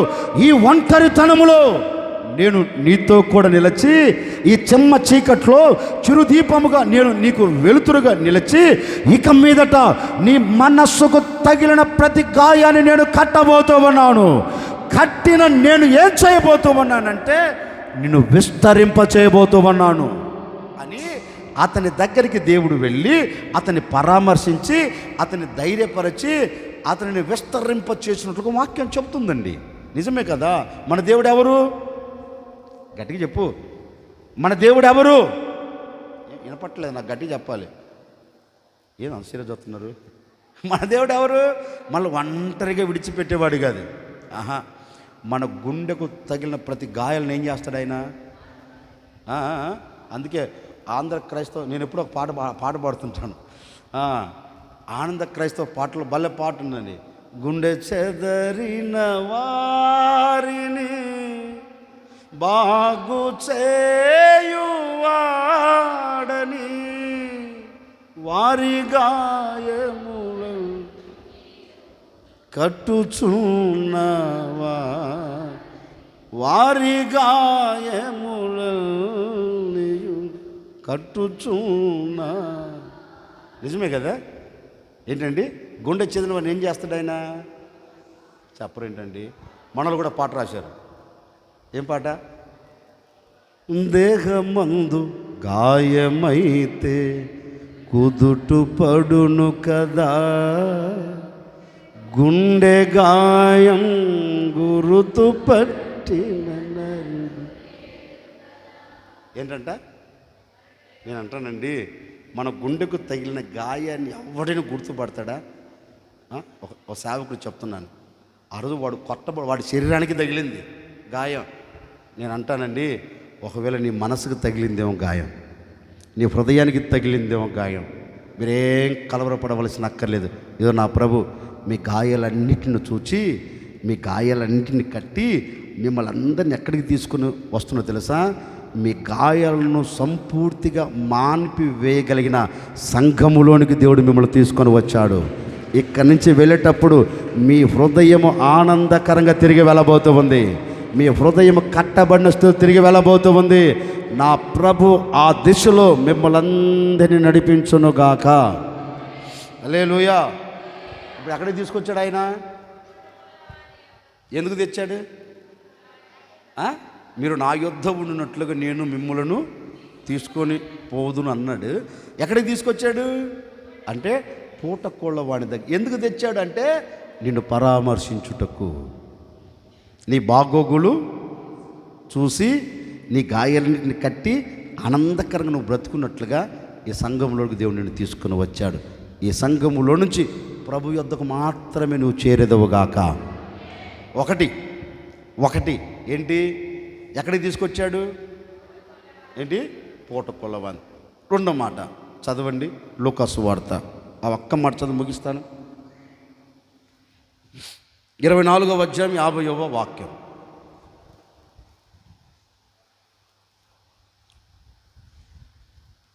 లేదా? ఆయన బేతనీయ వరకు వారిని తీసుకొని పోయి చేతులెత్తి వారిని ఆశీర్వదించను. హల్లెలూయా. మీరు అందరు తల ఎత్తితే నేను కూడా మిమ్మల్ని ఆశీర్వదించాలనుకున్నాను. ముగిస్తున్నాను, ఈ ఆశీర్వాదంతో ముగిస్తున్నాను.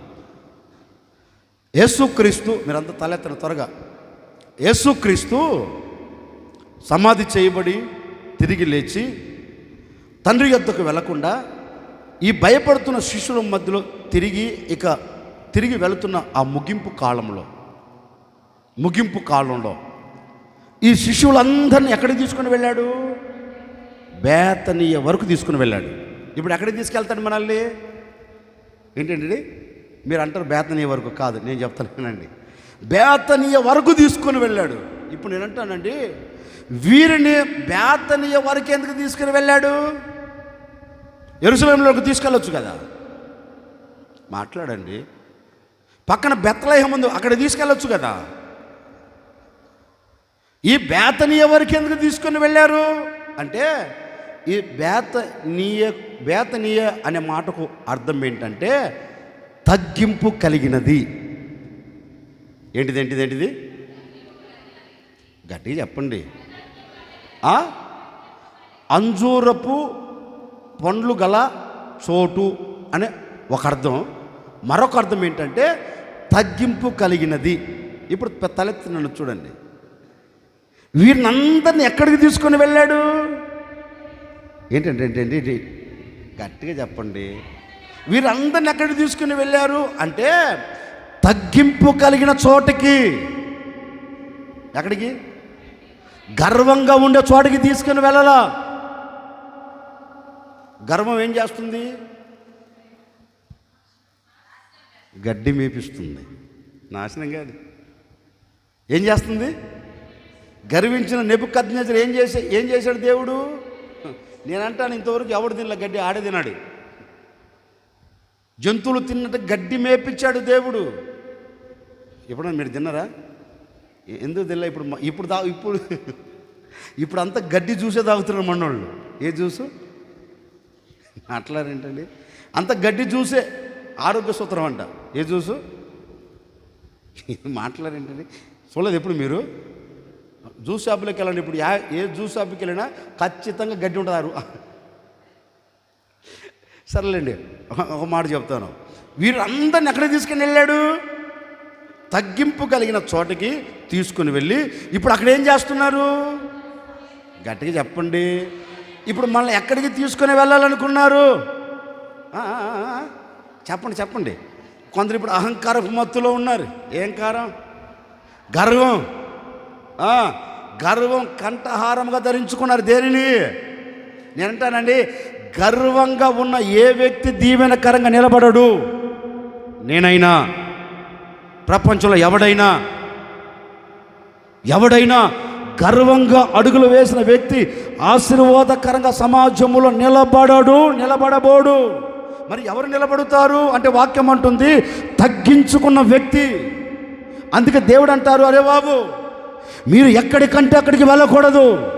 మీరు ఏ చోటకి వెళ్ళాలి అంటే, నేను మిమ్మల్ని ఏ చోటకి తీసుకుని వెళ్ళాలి అనుకున్నానంటే, ఏ చోట తగ్గింపు కలిగిన స్థలం ఉందో ఆ చోటకు నేను మిమ్మల్ని తీసుకొని వెళ్ళి తగ్గింపు కలిగిన చోట మీరు ఆశీర్వాదకరంగా నిలబడినట్లుగా నేను మిమ్మల్ని ఆశీర్వదించాలనుకున్నాను.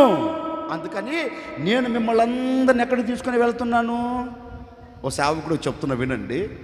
తగ్గించుకొనిన ఆ స్థలంలోనికి నన్ను మిమ్ములను నా ప్రభు తీసుకొని వచ్చి ఈ దినము నుండి ఆయన చేతులెత్తి మనల్ని ఆశీర్వదించబోతూ ఉన్నాడండి. ఏమెత్తి? గట్టిగా చెప్పు. చేతులెత్తి మనల్ని ఆశీర్వదించబోతున్నాడు. ఎందుకంటే మనలో ఏం చూశాడు ఆయన? తగ్గింపు. ఇప్పుడు ఒక మాట చెప్పనా? అందుకే యేసన్న గారు ఒక పాట రాశాడు, వినయము గలవారిని తగిన. ఎందుకు రాశాడు ఆయన ఆ పాట? మాట్లాడండి. ఎందుకు రాశాడు ఆ పాట అంటే ఆయన జీవితంలో జరిగినదే ఆయన రాశాడు. నేను నా దేవుని సన్నిధిలో వినయము కలిగి బ్రతికాను, నేను నా దేవుని సన్నిధిలో తగ్గించుకొని బ్రతికాను, నా దేవుని సన్నిధిలో నేను అణిగి బ్రతికాను కనుకనే నా దేవుడు నన్ను ఉన్నత శిఖరాలు ఎక్కించాడు. నేను ఈ స్థితిలో నిలబడ్డాను అంటే, నేను ఈ స్థితిలో నిలిచి ఉన్నాను అంటే, ఎక్కడో రక్తము కక్కుకొని తిరుగుతున్న నేను, పందులతో కుక్కలతో సహవాసము చేస్తున్న నేను, నా అనుకున్న వారందరూ నన్ను విడిచిపెట్టారు, నా కన్న తల్లిదండ్రులు నన్ను విడిచిపెట్టారు. వీడి కర్మ అని అందరూ నన్ను అన్నారు. కానీ నా దేవుడు ఏం చేశాడు? అందరూ విడిచిపెట్టినా, అందరూ నాకు దూరమైనా, అందరూ నన్ను వదిలించుకున్నా, కానీ నా దేవుడు నన్ను వెంటాడుతూ వచ్చాడు. నా దేవుడు నన్ను వెంటాడుతూ ఎక్కడో ఉన్న నన్ను రక్షించి, ఆ విషపు కోరలలోంచి నన్ను తప్పించి, ఈ మరణములోంచి నన్ను సజీవుల మధ్యలో నిలబెట్టి, ఏ విలువ లేని నాకు, ఏ ఘనత లేని నాకు, ఏ హెచ్చింపు లేని నాకు ఏం చేశాడంటే ఈ స్థితిని కలగచేశాడు. ఈ స్థితిలో ఇప్పుడు నేను ఉండేదానికి కారణం ఏంటంటే, నేను నా దేవుని సన్నిధిలో ఒదిగి, నా దేవుని సన్నిధిలో అణిగి, నా దేవుని సన్నిధిలో యథార్థంగా నేను బ్రతికాను కనుకనే నా దేవుడు నా తగ్గింపును చూచి నన్ను ఏం చేశాడు? చెప్పరేంటండి? అందుకని ఆయన పాట రాసుకున్నాడు. నిజమే, ఆయన తగ్గించుకొని నిలిచి ఉన్నాడు కనుకనే ఆయనను దేవుడు ఉన్నతమైన స్థితిలో నిలబెట్టి. ఇప్పుడు నేనంటానండి, యేసన్న ఆరాధించే దేవుణ్ణి కదా నువ్వు ఆరాధించేది? యేసన్న కొనియాడిన దేవుణ్ణి కదా నువ్వు కొనియాడేది? యేసయ్యను నమ్మి, యేసన్న గారు యేసయ్యను నమ్మాడు కదా, ఆ దేవుణ్ణి కదా నీవు నమ్మింది. నేను ఇంకో మాట అంటానండి, యేసన్న గారును రక్షించిన దేవుడే కదా నేను రక్షించింది. ఆయన ఒక దేవుడు రక్షించిండు, ఒక దేవుడు రక్షించాడా? లేదే. యేసన్న గారి కొరకు ఏ దేవుడైతే ప్రాణము పెట్టాడో ఆ దేవుడే కదా నీ కొరకు ప్రాణము పెట్టింది. మరి ఆయనకు ఘనత ఇచ్చిన దేవుడు నీకెందుకు ఘనత ఇవ్వడు? ఆయన ఉన్నత శిఖరాలు ఎక్కించిన దేవుడు నిన్నెందుకు ఎక్కించాడు? ఓ సేవకులు చెప్తున్నా వినండి. ఈరోజు విరిగి నలిగిన హృదయముతో అహంకారాన్ని ప్రక్కన పెట్టి, నీ గర్వాన్ని విడచి, నిన్ను నీవు తగ్గించుకొని దేవుని సన్నిధిలో అణిగి మణిగి ఉండగలిగితే, వాక్యం అంటుంది వినయము కలిగిన వారి చోట ఆయన నివసిస్తాడు అని వాక్యం అంటుంది. ఏ వ్యక్తి దీన మనసుగా నిలబడుతాడో, ఏ వ్యక్తి వినయము కలిగి బ్రతకగలుగుతాడో వారితో నేను నివాసం చేస్తానని ఆయన అంటున్నారు. మరి నేనంటాను, వినయం ఉందా నీలో? విధేయత ఉందా నీలో? తగ్గింపు స్వభావం ఉందా నీలో? అది లేకపోబట్టే కదా నేటి వరకు ఆశీర్వాదకరంగా సమాజంలో నిలబడలేకపోతున్నావు. ఘనంగా ఉండవలసిన నీవు ఘనహీనతను ఎందుకు చూడగలుగుతున్నావు అంటే ఒక తగ్గింపు అనుభవం నీలో లేదు. ఆ మత్తు, ఏం మత్తు చెప్పరేంటండి? అహంకారం. అబ్బో, కొందరికి చూడండి ఎంత గర్వమో. అనకూడదు కానీ అంటున్నానండి. నేను అంటాను, అది నిన్ను నాశనానికి తీసుకుని వెళ్తుంది. అనకూడదు కానీ అంటున్నా, నువ్వు నాశనం అయిపోయేదానికి అదే ప్రబలమైన కారణం అవుతుంది. అందుకని ఇదిగో దేవుని సన్నిధిలో నిలిచి ఉన్న మీరు అందరూ ఈరోజు తగ్గించుకొని దేవుని సన్నిధిలో నువ్వు నిలిచి ఉండగలిగితే నా దేవుడు నీ తగ్గింపును చూసి ఏం చేయబోతుందో తెలుసా?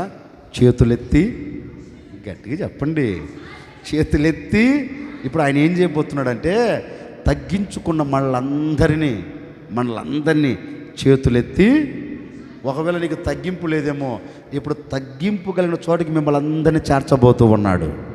ఒకవేళ ఆత్మీయతలో గర్విస్తున్నావేమో, శరీరపరకంగా గర్విస్తున్నావో, డబ్బును చూసి గర్విస్తున్నావో, హోదాను చూసి గర్విస్తున్నావో, ఇంకొక దాన్ని చూసి దేని చూసి మీరు గర్విస్తున్నా నాకైతే తెలియదమ్మా. సామెత ఒకటి ఉంది, అన్నీ ఉన్నాకు. సామెతలు బాగానే తెలిసే, అన్నీ ఉన్నాకు అణిగిమణిగి ఉంటుందంట. ఏమి నాకు ఎగిసెగి పడుతుంటుంది, ఎగిసెగి. అసలు నేనంటే ఏమనుకున్నావు వెంటనే అనుకోవాలి, ఇది ఏమి లేదు నాకు ఎగిసి పడుతుంది.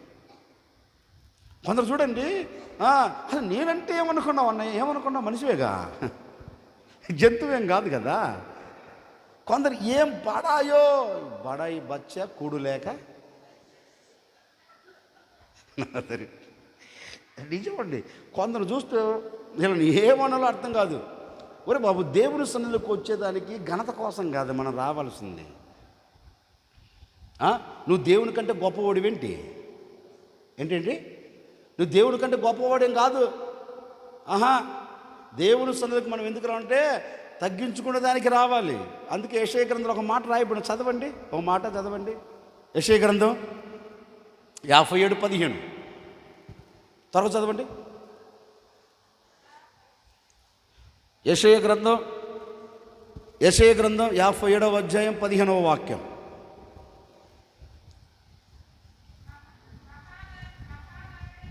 చూడండి, ఆయనకున్న అర్హతలు చెప్తున్నారు. చూడండి, నేనెవరిని, మీరంతా తలెత్తినాడు చూడండి. ఆయమ్మ చదువుతుంది, మీరంతా తలెత్తినాడు చూడండి. ఆయనకున్న అర్హత చెప్తున్నాడు. ఆగమ్మా, ఆయనకున్న అర్హతలు చెప్తున్నాడు. అరే బాబు, నేను ఎవరిని? అందరు తలెత్తినాడు చూడండి. నేనెవరిని? మహాగణుడను. నేనెవరిని? మహోన్నతుడను. నేనెవరిని? పరిశుద్ధుడను. నేనెవరిని? ఇప్పుడు నేను అంటాను, వీటిల్లో ఒక్కటినే మనకుందా? చెప్పరేంటండి, మాట్లాడండి. వీటల్లో మనం చెప్పగలమా? నేను ఏమనుకోను చెప్పగలవా? మూతి పనులు రాళ్ళు కొడతాడు ఆయన. ఆ మాట చెప్పాలి అంటే ఎవడైనా ఉన్నాడు ప్రపంచంలో అంటే ఒకే ఒక్కడు. ఎవరు? నేను ఆరాధిస్తున్న యేసుక్రీస్తు. ఇప్పుడు ఆయనే చెప్తున్నాడు, నేనెవరిని? మహాగణుడను. నేనెవరిని? మహోన్నతుడను. నేనెవరిని? పరిశుద్ధుడను. నేనెవరిని? నిత్య నివాసిని. నేనెవరిని? చదువే తల్లే, నా మొహం చూస్తావు. నేనెవరిని? మహాగణుడను, మహోన్నతుడను, పరిశుద్ధుడను, పరిశుద్ధ స్థలములలో నివసించువాడను అయినను. ఇదిగో అయినను, నన్ను నేను తగ్గించుకుంటున్నా. అయినండి, నేను మహాగణుడు అయినప్పటికీ, నేను పరిశుద్ధత కలిగిన దేవుడు అయినప్పటికీ, నేను ఎక్కడ పరిశుద్ధ స్థలములో నివసించదగిన దేవుడును అయినప్పటికీ నా స్థితిని ఏం చేశాను? నేను మరిచా. ఇప్పుడు మరిచి ఎక్కడికి వస్తున్నాను? వాక్యం రాయబడింది, నేను నా స్థితిని మరిచి ఏ వ్యక్తి వినయముగా బ్రతుకుతున్నాడా, వినయము కలిగిన వారిని ఉజ్జీవపరుచుటకు. ఎవరిని? దీన మనసు కలిగిన వారిని తెప్పరిల్ల చేయుటకు. ఏ వ్యక్తి నా సన్నిధిలో దీన మనసు కలిగి బ్రతుకుతున్నాడో, ఏ వ్యక్తి నా సన్నిధిలో వినయము కలిగి బ్రతుకుతున్నాడో ఆ వ్యక్తిని నేను ఉజ్జీవపరచాలనుకుంటున్నాను. ఆ వ్యక్తిని నేను ఉల్లాసపరచాలనుకుంటున్నాను. ఆ వ్యక్తిని నేను ఆశీర్వాదకరంగా సమాజంలో నిలబెట్టాలనుకుంటున్నాను. అందుకని నా స్థితిని విడిచి, నా స్థితిని మరచి, నా ప్రజల మధ్యలోనికి, నా సింహాసనమును విడచి నా ప్రజల మధ్య నేను అడుగు పెడుతున్నాను అని సాక్షాత్తుగా దేవుడే చెప్తున్నాడు. ఇదిగో నేను మహాగణుడు అయినప్పటికీ కూడా నేను ఎక్కడికి వస్తున్నాను చెప్పరేంటండి? వినయం ఎందుకు వస్తున్నా? వినయం గల వారి దగ్గరికి రాయబడింది, చదవమ్మా. ప్రాణమును ఉజ్జీవపరుచుటకును, నలిగిన వారి ప్రాణమును ఉజ్జీవింప చేయుటకును, వినయము గలవారి యొద్దను, దీన మనసు గలవారి యొద్దను నేను నివసించుటకు దిగి వచ్చి ఉన్నాను. యేసయ్య అంటున్నాడుగా, నా స్థలాన్ని విడిచా. ఎప్పుడు? ఎందుకయ్యా నీకెందుకు అక్కడే ఉండకపోయావంటే యేసయ్య ఒకటే మాట్లాడే, నవరమే, నేను అక్కడుంటే నా ప్రజల పరిస్థితి ఏంటి? నా ప్రజలను వినయము కలిగిన చోటుకి నేను తీసుకొని వచ్చి నా ప్రజలతో నేను నివసించాలి. ఎవరితో? మరి ఆ మహిమ కలిగిన దేవుడు మహిమ కలిగిన స్థలంలో నివసించకుండా మనతో ఈ మట్టి మనసులో నివసించడానికి ఎందుకు కోరుకున్నాడు? ఆయన ఎవరు? మహిమ కలిగిన దేవుడు కదా. ఆయన ఎవరు? పరిశుద్ధత కలిగిన దేవుడు కదా. మరి ఆ పరిశుద్ధత కలిగిన దేవుడు ఆ మహిమ కలిగిన స్థలమును విడిచి ఎందుకు ఈ భూలోకంలో అడుగు పెట్టాడు? ఎందుకు ఈ మట్టి మనుషులతో సహవాసం చేసేదానికి ఇష్టపడ్డాడు అంటే ఆయన అంటాడు, అరే బాబు, వినయము కలిగిన వారు నాకు నచ్చిన ప్రజలు ఉన్నారు. ఎలాంటి వారు? ఎలాంటి వారు? వినయము కలిగి దీన మనస్కులై నా సన్నిధిలో అణిగిమణిగి ఉన్నారా? వారిని చూచి నేను పరలోకంలో ఉండలేకపోయాను. ఎందుకంటే వినయము కలిగిన వారి యొద్ద నేను నివసించే దేవుడను, దీన మనసు కలిగిన వారి యొద్ద నేను నివసించే దేవుడను. అందుకని నేను వారి మధ్య నిలిచి నిండారులుగా నేను వారిని ఏం చేయదలిచాను? గట్టిగా చెప్పండి, ఏం చేయదలిచాను? ఆశీర్వదించాలని తిన్నగా వారిని తగ్గింపు కలిగిన చోటుకి తీసుకుని వచ్చి వారిని ఆశీర్వదించాడు కదా. నా ముగింపు మాటలుగా నేను కూడా మీతో చెప్తున్నా వినండి. ఈ దినము నుండి నీలో, మీలో, మనలో తగ్గింపు కలిగి దీన మనసు కలిగిన హృదయంతో మీరు ఉండగలిగితే మీరు ఎక్కడ నివసిస్తున్నా అక్కడికి నా దేవుడు దిగి వచ్చి ఆయన మిమ్మల్ని అంచెలంచెలుగా ఆశీర్వదించబోతూ ఉన్నాడు, అంచెలంచెలుగా దీవించబోతూ ఉన్నారు. ఈ దినము నుండి ఈ క్షణము నా ప్రభువైన యేసుక్రీస్తు అన్ని విషయాలు మిమ్మల్ని ఆశీర్వాదకరంగా నిలబెట్టబోతూ ఉన్నారు. ఏ ఆశీర్వాదం లేక నలపబడుతూ ఉన్నావు, ఏ దీవెన లేక నీ ప్రాణము సొమ్మసిల్లిపోతూ ఉందో, ఏ దీవెన లేక నీ ప్రాణము నలపబడుతూ ఉందో, నలపబడుతూ ఉన్న నీ ప్రాణమును నా దేవుడు ఇదిగో ఈ దినమే ఉజ్జీవపరచబోతూ ఉన్నాడు, ఉజ్జీవపరచబోతూ ఉన్నారు. ఉజ్జీవింపచేయగలిగిన ఆత్మను మీలో ఆయన ఉంచబోతూ ఉన్నారు. ఒక్కొక్కరిలో నా ప్రభువు నివసించాలని కోరుకున్నారు. సింహాసనమును విడిచాడు, మీతో నివసించబోతూ ఉన్నారు, మీలో నివసించబోతూ ఉన్నారు. ఈ స్థలమును విడిచి వెళ్ళాలోపే మీ హృదయమునకు ఉజ్జీవం కలగబోతూ ఉంది. ఇప్పుడే నా దేవుడు మిమ్మల్ని ఉజ్జీవపరచబోతూ ఉన్నారు. ఉజ్జీవము కలగ చేయగలిగిన దేవుడు ఇదిగో నీ అంతరంగంలో అడుగు పెట్టమన్నాడు. ఆనందించు. నీ దుఃఖ దినాలు తీసివేయబోతూ ఉన్నాడు. దుఃఖం తొలగిపోతూ ఉంది, వేదన తొలగిపోతూ ఉంది. నా ప్రభు అద్భుతం చేయబోతూ ఉన్నారు. ఇదిగో ఒక నూతనమైన కార్యం మీలోనే నా ప్రభు నెరవేర్చబోతూ ఉన్నారు. ఇప్పటి వరకు ఉజ్జీవము లేని సహోదరుడా, నా ప్రభు నిన్ను ఉజ్జింప చేయబోతూ ఉన్నాడు. ఉజ్జీవముతో నిన్ను నిలబెట్టబోతూ ఉన్నారు. నీ ప్రాణము, నీ ఆత్మ, నీ శరీరం ఉజ్జీవింపబడునుగాక, ఉజ్జీవముతో నింపబడునుగాక, ఉజ్జీవం కలుగునుగాక. తప్పక మాట ఇచ్చిన దేవుడు ఇదిగో ఈ మధ్యాహ్నపు వేళ ఒక్కొక్కరి మీదకి బలముగా నా దేవుడు అడుగు పెట్టబోతూ ఉన్నాడు.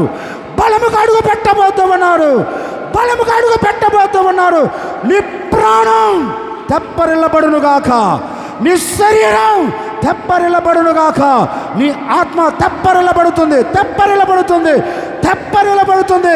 పరిశుద్ధాత్మ ప్రవాహం నీ మీదికి బలముగా బలముగా బలముగా బలముగా అడుగు పెట్టబోతూ ఉంది. ఇదిగో ఇప్పుడే పొందుకో పొందుకో పొందుకో పొందుకో.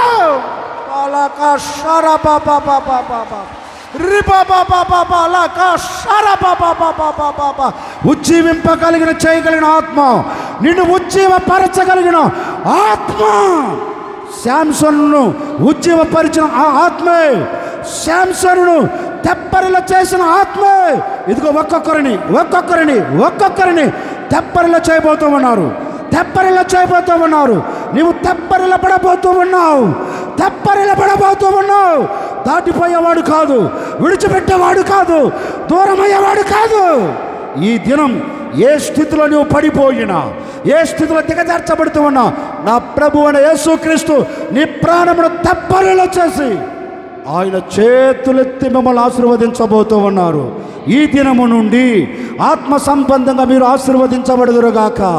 ఈ దినము నుండి శరీర సంబంధంగా మీరు దీవించబడుదురుగాక. భూ సంబంధమైన ప్రతి దీవెన, ఆత్మ సంబంధమైన ప్రతి దీవెన మీరు పొందుకొని జీవించెదరుగాక. నిశ్చయముగా నిన్ను తగ్గింపు కలిగిన చోటకి నా ప్రభు తీసుకొని వచ్చి అక్కడ చేతులెత్తి మిమ్మల్ని అందరినీ ఆశీర్వదిస్తూ ఉన్నారు. గట్టిగా చెప్పండి, ఇంకొంచెం గట్టిగా చెప్పండి. ఇప్పుడు ఎక్కడికి తీసుకొస్తున్నాడు ఆయన? గట్టిగా చెప్పు. ఎక్కడికి తీసుకొస్తున్నాడు? గర్వంగా ఉండే చోట కాదు, తగ్గింపు కలిగిన చోట. ఎక్కడా? ఏంటండి? ఇదిగో ఈ ఆలయమే.